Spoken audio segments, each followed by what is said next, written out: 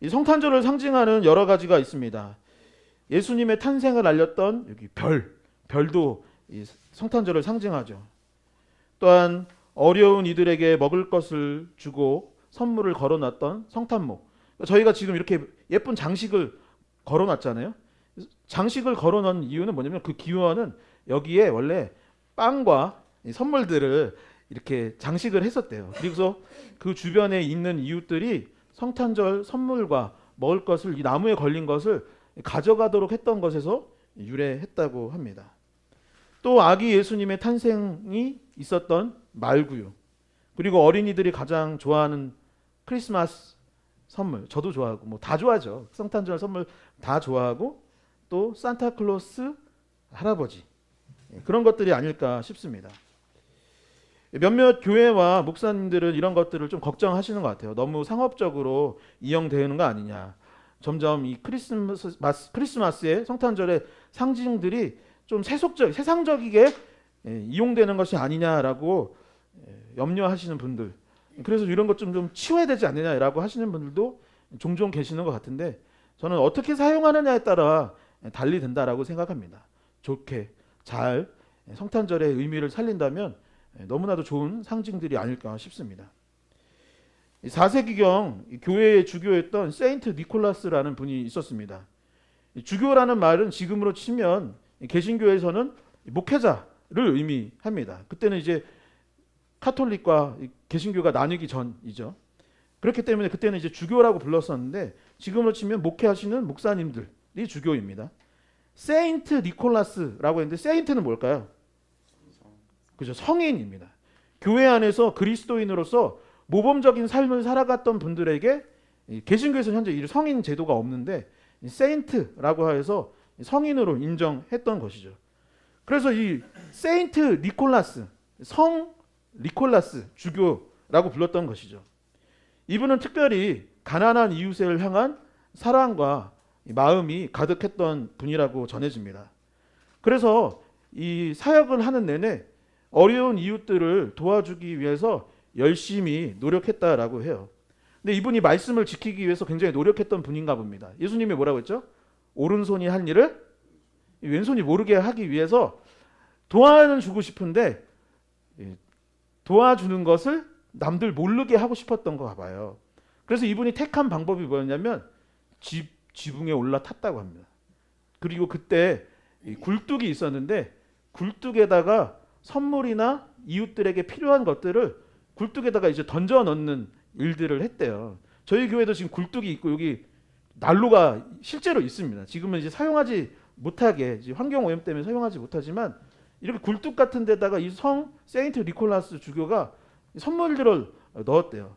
그런데 간혹 이 주변에다가 양말을 걸어놨대요. 지금은 뭐 빨아서 금방 말리고 하는데 겨울에는 빨래가 잘 안 말리지 않습니까? 그래서 그랬던 것 같아요, 제 생각에는. 그래서 여기다 양말을 이 주변에다 놓곤 하는데, 그래도 그게 들어갈까? 어떻게 그 구조가 어떻게 되는지 모르겠는데 던져 넣었는데 간혹 언젠가는 양말에 그 이제 도움의 손길들, 선물 같은 게 이제 들어가는 경우들이 있었대요.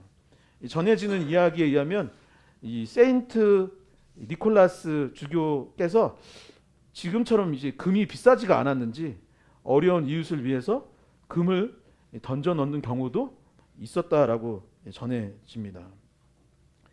그 세인트 니콜라스 주교의 이야기가 미국으로 넘어갔고, 미국에서는 이 사람의 이름을 산타 클로스라고 변경해서 불렀다라고 합니다. 비슷하죠? 세인트 니콜라스, 산타 클로스. 그리고 1930년쯤에 그 유명한, 제가 굉장히 물보다 더 많이 마시고 있는 음료가 있는데요. 코카콜라에서 처음으로 이 산타클로스를 광고에 넣기 시작했고 상업적으로 이제 사용을 했던 것이죠. 그리고 이제 빨간 옷을 입고, 원래 그분이 빨간 옷을 입었던 건 아니고 그 음료의 포장이 빨간색이라서 빨간색 옷을 입고 나오기 시작했던 것입니다. 세인트 니콜라스의 도움과 사랑이 누군가에게는 구원과 같이 느껴졌을지도 모르겠습니다. 누군가에게는 살아갈 힘이 되었을 수도 있는 거죠. 양말에 들어간 그 무엇이 아마 그 가정에게는 너무나 큰 도움이 되었을 것입니다. 성탄절을 고대하는 이 시기에 우리도 누군가의 구원의 통로가 될 수 있기를, 그리고 우리의 손길이 도움의 손길이 될 수 있기를 주님의 이름으로 간절히 축원합니다. 지난주 우리는 창세기 13장의 말씀으로 평화를 이룬 사랑이라는 제목으로 말씀을 나눴습니다. 아브라함 일행이 하나님의 은혜로 인해 점점 풍요로운 삶을 살아가게 되었습니다. 그래서 가족도 늘고 그 집안에서 일하는 사람들도 생기고 재산도 늘고 이제 살아갈 수 있는 어떤 영토, 땅도 생기게 되었던 것이죠. 그러면 어떻게 해야 될까요? 삶이 풍성해지고 물질적인 축복이 늘어나고 이제 목자들도 생겼으면, 야, 하나님이 이렇게 우리에게 풍성한 은혜를 주셨으니 우리 더욱 서로 사랑하자, 잘 지내보자 라고 하면 좋을 텐데 사람들이 어떤가요? 꼭 그런 건 아닌데 물질이 풍요해지면 다투는 경우들이 종종 일어나게 되는 것이죠. 아브라함의 이 목자들과 조카 롯의 목자들이 싸움을 시작하게 되었던 거예요. 그때 아브라함은 이 싸움 와중에 사랑을, 양보를 선택했습니다. 조카 롯아, 우리가 싸우는 게 옳지 못하다. 우리는 가족이 아니냐. 그러니 내가 원하는 것이 있으면 나는 너에게 그것을 양보하마. 너가 우하면 나는 좌하겠고 네가 좌하면 나는 우로 가마. 그리고 조카 롯은 비옥하고 물이 넘치는 땅을 택하여 떠나게 되었고 싸움은 거기서 멈추게 되었던 것이죠. 조카가 떠난 자리에 무엇만 남았다고 했죠? 먼지만 남았던 것입니다. 티끌만 남았던 것이죠. 하나님께서 바로 그때에 아브라함에게 무엇을 주셨느냐? 함께 고백해 볼까요? 꿈과 비전. 다시 한번 고백해 볼까요? 꿈과 비전. 마음에 손을 얹고 꿈과 비전. 하나님은 우리에게 무엇을 주시는 분이시냐? 꿈과 비전을 주시는 분입니다. 아무것도 남지 않았을 때 우리는 쉽게 낭망을 하죠. 가진 것 없네. 조카가 떠나버렸네. 그런 마음을 들 수도 있지만 하나님께서는 그 날리는 먼지 티끌을 보면서 아브라함아, 이 먼지 티끌을 봐라. 내가 너의 자손들을 이와 같이 허락해 주마. 그리고 보이는 동서남북을 봐라. 아무것도 없는 것 같지만 앞으로 이 보이는 모든 것이 너의 것이 될 것이다. 우리는 빈 것을 바라보며 속상해 하지만 빈 것이 있다라는 것은 달리 말하면 그곳에 그만큼 채울 것이 많다라는 것이죠. 하나님께서는 예수님처럼 이웃을 사랑하고 섬기는 이들에게, 양보하는 이들에게 도리어 더 큰 축복을 허락해 주시는 것입니다. 그렇다면 그 후 아브라함의 일행은 어떻게 되었을까요? 아니면 좋은 땅을 차지하였던 조카 롯은 어떻게 되었을까요? 그 갔던 땅이 소돔과 고모라였다라고 했는데 거기서 롯은 잘 지낼 수 있었겠습니까? 첫 번째, 오늘 본문은 롯이 간 그 땅에서 전쟁이 있었고 결국 포로가 되었다라고 기록하고 있습니다. 물도 많고 비옥하고 문화적으로도 발달하고 내가 눈으로 봤을 때 야, 여기 너무 좋다라는 생각으로 갔지만 그리로 갔더니 오히려 전쟁이 났고 그 전쟁으로 인해 롯은 모든 재산을 잃고 포로가 되었다라고 기록하고 있는 것이죠.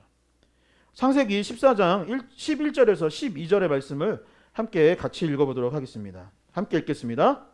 내 왕이 소돔과 고모라의 모든 재물과 양식을 빼앗아 가고 소돔에 거주하는 아브라함의 조카 롯도 사로잡고 그 재물까지 노력하여 갔더라. 아멘. 제가 목사 안수를 받았던 교회는 안양에 있는 교회였고 안양에서 100년 정도 된 유명한 교회였습니다. 이 안양역이라는 곳을 가면은 그 앞에 안양 1번가라는 데가 있어요. 혹시 어딘지 아세요? 예. 알면은 조금 안 되는데. 혹시 가본 적 있으세요? 자주 가면 좀. 근데 요즘에 제가 그 교회 목사님들이나 그때는 청년들이었는데 이제 집사님들이 다 됐죠. 그분들한테 연락을 해보면 요즘은 예전 같지는 않습니다라고 하더라고요. 근데 안양 1번가가 어떤 데냐면 경기 남부 지역에서 당시에는 가장 번화가였던 거예요. 그래서 서울에서 비교하자면 명동 같은 데가 제가 봤을 때는 안양 1번가가 아닌가 싶어요. 어느 식당을 가건 카페를 가건 그때는 사람이 너무 많았고 와 가다 보면 어깨가 부딪힐 정도로 주말 되면은 사람이 굉장히 많은 곳이었습니다. 그런데 그 교회 목사님들과 성도들이 교회 주변을 가리켜 부르는 말이 있었는데 뭐라고 불렀을까요? 맞습니다. 소돔과 고모라다. 안양 1번가는 소돔과 고모라 같다라는 이야기를 종종 했던 기억이 납니다. 당시 제가 사역하던 청년부에 청년들이 한 1,000명 정도 출석을 했었어요. 그리고 금요기도회나 청년부 예배가 있으면 이 예배당 안으로 청년들이 들어오려고 막 많이 와서 막 예배 드리려고 미리 기다리고 하는 청년들이 있을 정도로 한참 부흥할 때였던 것입니다. 그런데 교회 주변을 삥 돌려서 무엇이 있었냐면 교회 주변과는 전혀 어울리지 않게 교회 이 창문을 딱 열면 그 앞에 다 뭐가 있냐면 이제 안양이 뭔가 가보신 분들은 알겠지만 모텔들이 그렇게 많은 거예요. 그러니까 교회 주변을 모텔이 이렇게 감싸고 있는 것입니다. 그러니까 당연히 나오면 아이고 이 소돔과 고모라 같다. 숙박시설이니까 뭐 나쁜 데는 아닌데 나빠 보일 때가 있잖아요. 그랬던 것입니다. 그래서 성탄절이나 주말에 이럴 때 보면은 한쪽에서는 예배를 드리기 위해서 사람들이 줄 서서 오고 있는데 다른 한쪽에서는 모텔에 들어가려고 맛집 가면 웨이팅 있지 않습니까? 모텔에 가려고 청년들이 대기표 끊고 줄 서 있는 거예요. 그래서 조금 민망하지 않을까 이런 생각이 드는데 그럴 정도로 사람들이 몰렸을 때가 있습니다. 물론 숙박시설이니까 이제 뭐 숙박하러 갔던 것 같아요. 그런데 그뿐만이 아니었습니다. 제가 그때는 이제 집은 인천이고 교회는 안양이다 보니까 교회에서 자는 날이 많이 있었어요. 그래서 교회 사무실에서 이제 철야로 예배 드리고 이렇게 딱 자려고 누워 있으면 빡 소리가 나요. 빡. 그러더니 갑자기 으악 막 이런 소리 나요. 유리창 깨지는 소리 나고 병 깨지는 소리 나고 막 합니다. 그래서 새벽 예배 이제 드리려고 가면은 사무실이 제 사무실은 이제 교회 안에 있는 게 아니라 교회 이 담벼락 쪽에 있는 벽에 있었던 작은 사무실인데 거기서 딱 내려오면은 앞에 뭐가 있을까요? 그죠? 혈흔이 있는 거예요. 피나 뭐 여기 그 무슨 사람들이 거기서 패싸움하고 막 술병 던지고 막 금부치 같은 것도 떨어져 있어요. 막 너무 심하게 싸우고 옷도 찢어져 있고 막 그런 그래서 예배 끝나고 그 마당 청소하고 물 뿌리고 했던 기억이 납니다. 여러분 사람이 많은 건 긍정적으로 평가가 되죠. 보통 사람이 많다라는 것은 긍정적인 돈이 많이 오고 간다라는 것은 우린 대부분 좋은 일로 생각을 합니다. 그러나 사람이 많다라는 것은 달리 보면 좀 안 좋은 면도 있고 돈과 사람과 어떤 그런 것들이 만연해 있다 보면 어떤 음란한 부분도 있고 세상적인 부분들이 많아질 수밖에 없는 것이죠. 제가 올해 들어서 경찰서에서 청소년 선도위원으로 활동하고 있습니다. 인천의 그 신도시 근처에 있는 경찰서입니다. 그 구에 인천에서 되게 유명한 신도시가 한 10년 전에 생겼던 것 같아요. 그리고 인천 사람들이 그 신도시로 많이 이사를 가고 싶어 합니다. 그 몇몇 군데 있잖아요. 제가 어디라고 말은 하지 않겠습니다. 그런데 제가 듣기에는 성도님들이나 제 주변에서도 저보고도 글로 이사가 오라는 얘기가 종종 있어요. 제 형편을 모르고 그래서 이사 오라고 자꾸 그런 얘기를 해요. 지인들도 그러고 가족들도 다 이사 갔는데 뭐 너도 이사 오면 어떠냐? 왜? 거기 학군이 너무 좋다. 아이 기르려면 거기로 와야 된다. 그래서 저는 거기가 진짜 학군이 마냥 좋다라고만 생각을 했습니다.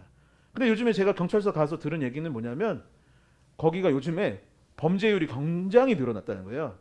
청소년 범죄율이 특히 많이 늘어났다고 합니다. 그래서 이번 그 선도위원회를 갔을 때 그 동네 애들을 많이 만났었어요.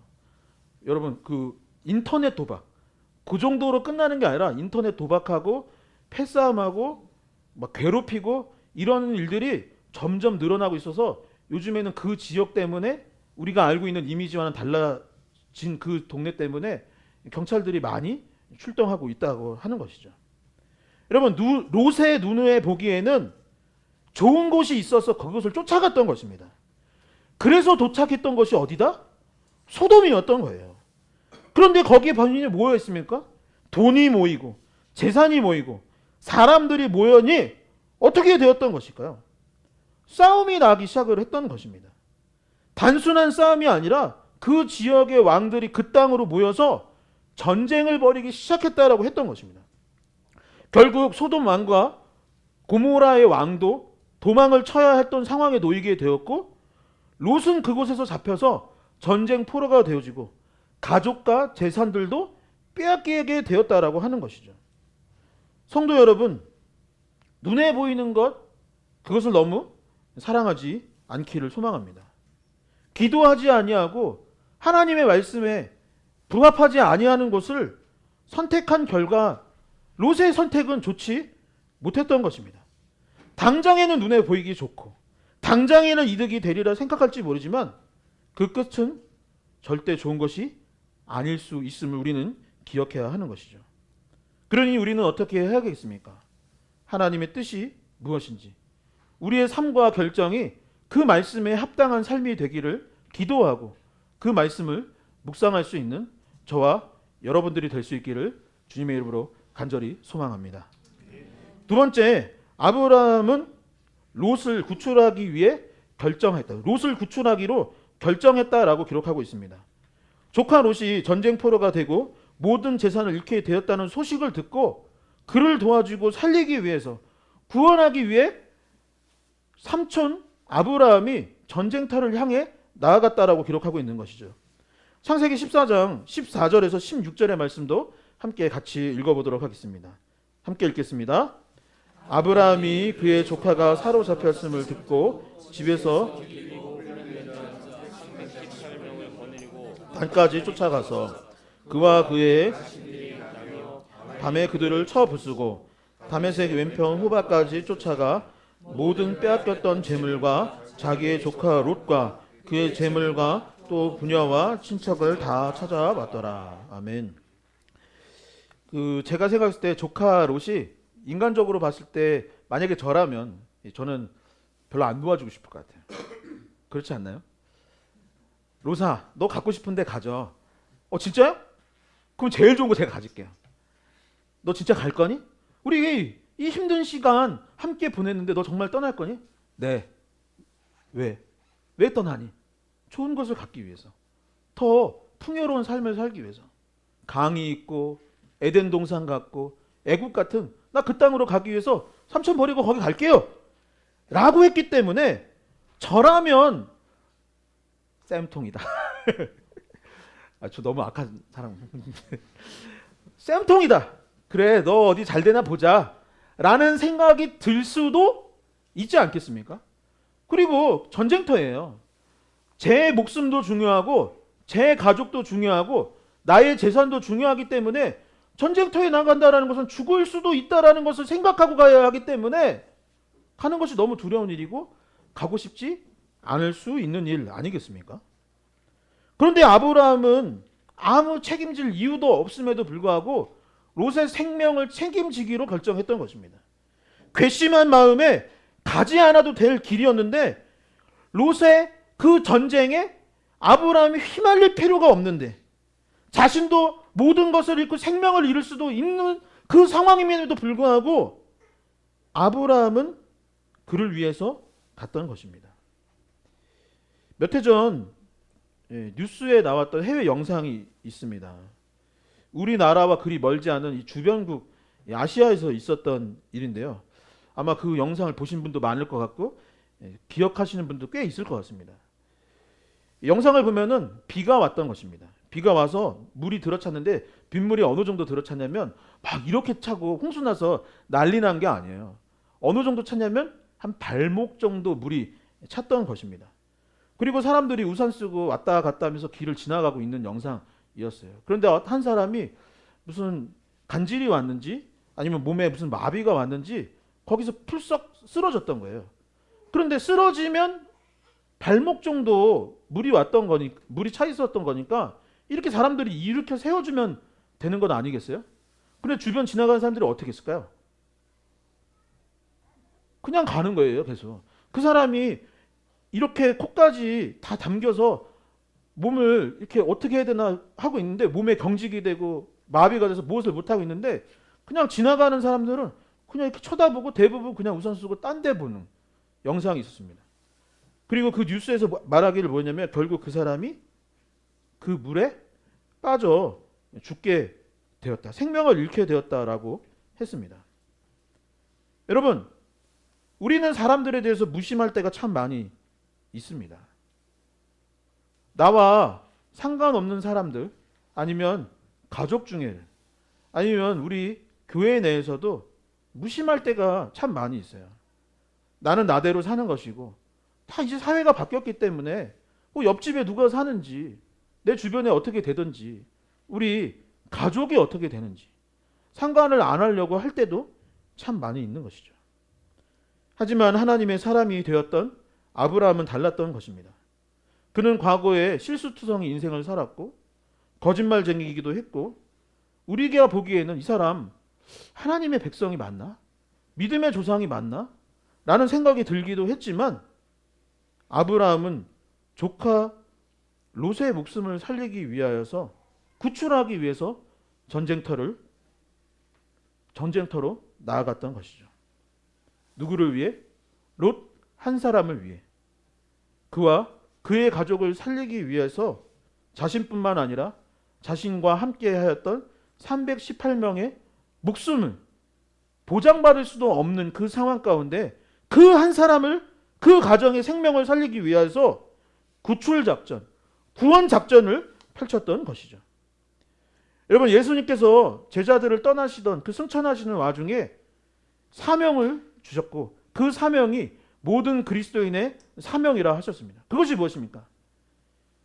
우리 모든 이들에게 주셨던 사명은 땅끝까지 이르러 나의 증인이 되라 하셨던 것입니다. 결국 이 말을 달리 말한다면, 너가 예수 그리스도의 말미암아, 너가 십자가 복음으로 말미암아 구원을 받았느냐?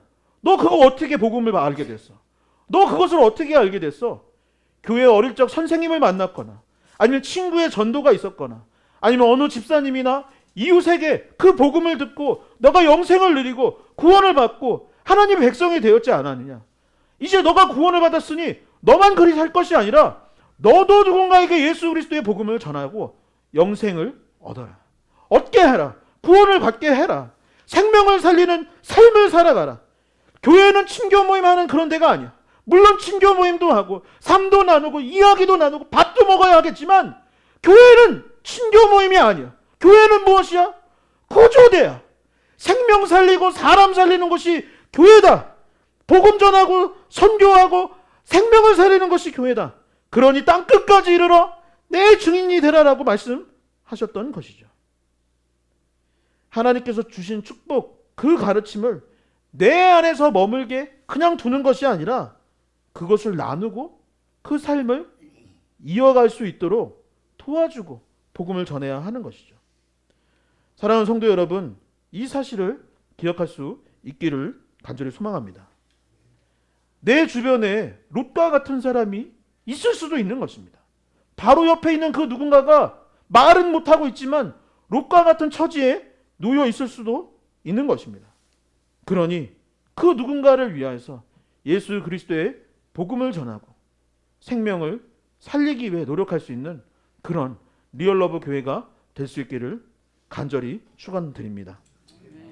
마지막 세 번째, 전쟁에서 이기고 롯을 구출한 후 아브라함은 하나님을 예배하고 세상적인 것을 멀리했다라고 기록하고 있습니다.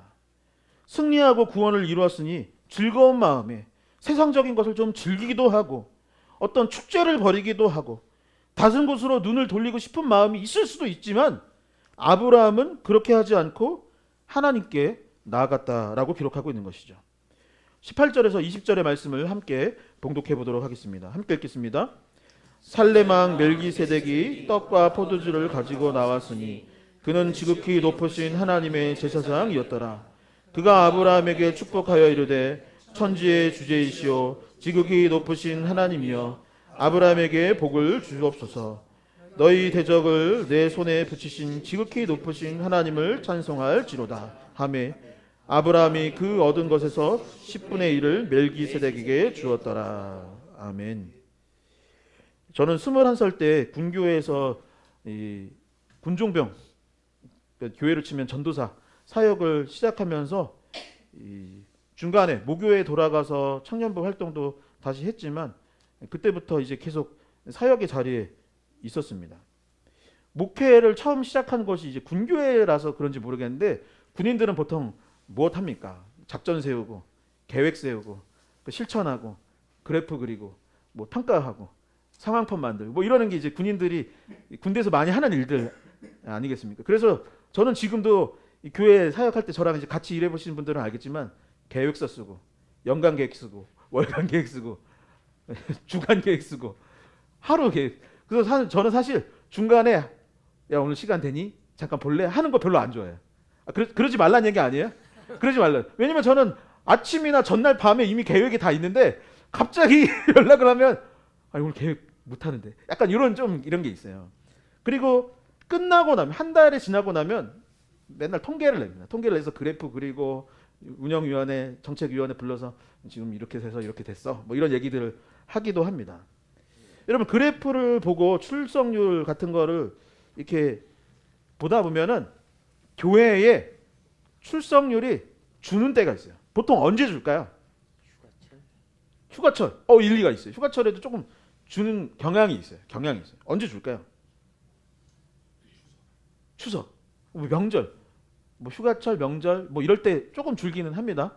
근데 의외로 그때 별로 안 줄어요. 요즘에 이렇게 잘 안 가시는지 그렇게 많이 주지 않아요. 근데 언제 주느냐? 제가 청년부 사역을 오래 해서 그럴 수도 있는데 통계를 내다 보면은 청년부 같은 경우는 언제 출석률이 제일 많이 주느냐? 선교지 갔다 온 다음 주에 줍니다. 몰랐죠? 통계를 내보고 그걸 기록해서 계속 평가를 6년 동안 해봤는데 언제 제일 많이 주느냐? 선교지 갔다 왔을 때. 수련회 다음 주에 제일 많이 안 옵니다. 부흥회나 집회가 성인들 같은 경우도 부흥회나 집회가 있으면 더 예배 잘 드리고 할 것 같잖아요. 근데 부흥회나 집회를 한 직후의 출석률들이 대부분 줄어듭니다. 교회만 그럴까요? 저는 직장도 비슷하다고 봐요. 직장인들은 주말에 잘 쉬고 월요일에 회사 가기 제일 힘들어 합니다. 수능 뒤에 사고가 제일 많이 나죠. 운동 경기 뒤에 축제 뒤에 난장판이 되는 경우가 많이 있습니다. 사람의 마음이란 이와 같을 때가 많이 있는 것이죠. 지금 롯을 구출하고 전쟁에서도 이겼어요. 그러니 어떻게 해야 될까요? 승리를 만끽해야죠. 거기서 전쟁에서 이겼으니 전리품들도 많을 테고 이겼으니 그 이긴 마음에 축제를 벌이고 좀 즐길 수도 있는 것 아니겠습니까? 여느 사람들처럼 말이죠. 금요 기도회보다는 불금을 좀 즐기고 주일 예배 드리기보다는 세상적인 것을 좀 즐길 수도 있는 것 아니겠습니까? 큰 전쟁을 치렀으니 말이죠. 그러나 아브라함은 어떻게 했느냐? 살레망 멜기세덱을 만났어요. 이제 신학자들은 보통 이 멜기세덱이 여기서 잠깐 한 번밖에 안 나오는데 예수님의 이제 예표이다. 뭐 이런 얘기를 많이 이야기합니다. 전쟁이 지난 후에 여기 누구 뭐 이렇게 뭐 안양 1번가 간 게 아니고 주안역 앞에 간 게 아니고 로데오 거리 간 게 아니고 예배 마친 후에 아브라함은 누구를 만났느냐? 살레망 멜기세덱을 만났더라라고 되었는데 이 사람은 하나님의 제사장이다. 누구라고요? 하나님의 제사장이라는 거예요. 그는 아브라함을 축복하였고 아브라함은 자신의 승리를 주신 하나님을 찬양하고 11조를 드렸다라고 되어 있어요. 그리고 그 다음 구절을 보면 소돔의 왕이 찾아와서 전쟁에서 승리한 아브라함을 향해서 뭐라고 했냐면 내 모든 것을 아브라함에게 주겠습니다. 당신 정말 대단한 사람이니 우리 거 다 줄게 라고 했으니 어떻게 될까요? 전쟁에서 승리했으니 그래 내가 승리했으니 그거 다 줘. 내가 이겼잖아. 그럼 다 줘. 내가 그 나라 어떻게 해결해 줬잖아. 다 줘. 라고 할 수도 있는데 아브라함은 그 모든 것을 배척하였더라. 받지 않았더라. 소돔 왕의 것을 거절했다고 되어 있습니다. 여러분 22절에서 23절의 말씀 한번 같이 읽어보도록 하겠습니다. 함께 읽겠습니다.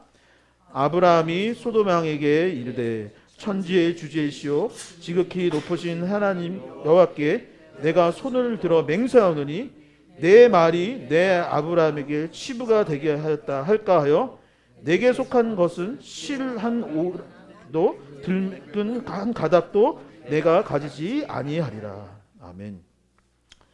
말씀을 정리하도록 하겠습니다. 오늘은 대림절 세 번째 주일입니다. 예수님께서 이 땅에 오신 이유에 대해서 마태복음은 다음과 같이 기록하고 있습니다. 마태복음 1장 21절의 말씀입니다. 아들을 낳으리니 이름을 예수라 하라.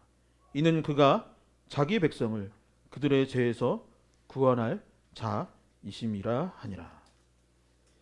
예수님께서 이 땅에 오신 이유는 우리를 죄에서 구원하시기 위해, 잘못되고 죄로 물든 세상에서 우리를 구출하시기 위함이십니다. 그리고 우리가 구원받음은 우리 역시 이 놀라운 하나님의 구원 계획에 참여하게 하시기 위하여서 우리를 구원하여 주신 것이죠. 여러분, 물에 빠진 사람은 스스로를 구원할 수 없습니다. 물에 빠진 사람이 수영을 잘하거나 이러면 모르겠지만 그럴 수 없는 상황에서는 스스로를 구출할 수 없는 것이죠. 누군가 튜브를 던져주거나 물에 들어가 그 사람을 끄집어내 주어야 구원을 얻을 수 있는 것입니다. 롯이 스스로를 구원할 수 없을 때 아브라함이 출동하여서 그를 구출해 주었습니다. 우리가 죄에 빠져 허우적거릴 때 주님께서 십자가에서 죽으심으로 우리의 죄를 해결하여 주셨습니다. 연말이 되면 연말 기분 내느라 이 사실을 우리는 잊기도 합니다. 성탄절이 가까울수록 우리는 도리어 세상적인 삶을 살아갈 때도 참 많이 있는 것이죠. 아브라함이 그랬던 것처럼, 세인트 니콜라스가 그랬던 것처럼, 무엇보다도 예수 그리스도께서 그리하셨던 것처럼 생명을 살리는 구조대가 되기를, 누군가를 돕는 도움의 손길을 되기를, 복음을 전하는 선교사가 되기를, 그런 리얼러브 교회 공동체가 될 수 있기를 주님의 이름으로 간절히 축원드립니다. 축원드립니다. 축원드립니다.